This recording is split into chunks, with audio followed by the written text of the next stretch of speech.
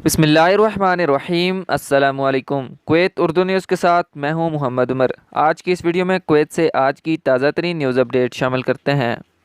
خبر ہے کہ کویت میں بہت سے فلپائنی کارکنوں نے کارگو کمپنیوں پر ان کے سامان کے ڈبوں کو گمشدہ کرنے، خراب کرنے، اشیاء کو غلط طریقے سے سنبھالنے کا الزام لگایا ہے۔ تفصیلات کے مطابق کویت کی ایئر کارگو کمپنی جب سامان مسافروں کا جہاز میں رکھتے ہیں تو وہ سنبھال کر نہیں رکھتے، جس کی وجہ سے کچھ مسافروں کا سامان ٹوٹ جاتا ہے، جبکہ کچھ مسافروں نے اپنا سامان گم ہونے کی بھی شکایات درج کروائی ہیں۔ مسافروں کا کہنا ہے کہ کارگو حکام اس معاملے میں بڑی لاپرواہی دکھاتے ہیں۔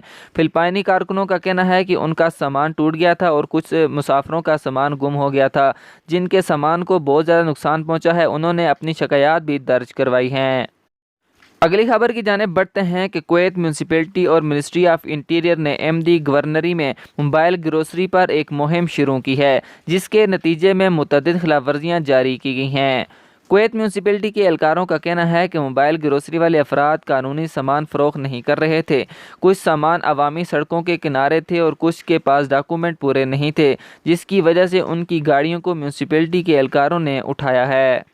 اگلی خبر کی جانب بڑھتے ہیں کہ کویت میں 7 ماہ کی پابندی کے بعد جھینگوں کی ماہی گیری دوبارہ شروع کر دی گئی ہے۔ Public authority of agriculture affairs and fish resource کے فیصلے کی بنیاد پر اگست کا مہینہ کویتی جھینگوں کی 7 ماہ کی غیر موجودگی کے بعد مارکیٹ میں واپسی کا اشارہ دیتا ہے۔ اب کویت کی مارکیٹس میں جھینگا مچھلی دوبارہ سے دستیاب ہوگی۔ اگلی خبر کی جانب بڑھتے ہیں کہ کویت ردا کے قریب سڑک حادثے میں 2 شہری جاں بحق ہو گئے ہیں۔ تفصیلات کے مطابق کویت میں ردا کے قریب ایک کار کو حادثہ پیش آیا ہے، جس کی وجہ سے 2 افراد موقع پر ہی دم توڑ گئے ہیں اور گاڑی حادثے کے بعد آگ لگنے کے شکار ہو گئی۔ گاڑی مکمل طور پر جل گئی ہے، تاہم حادثے کے حوالے سے مزید تحقیقات کی جا رہی ہیں۔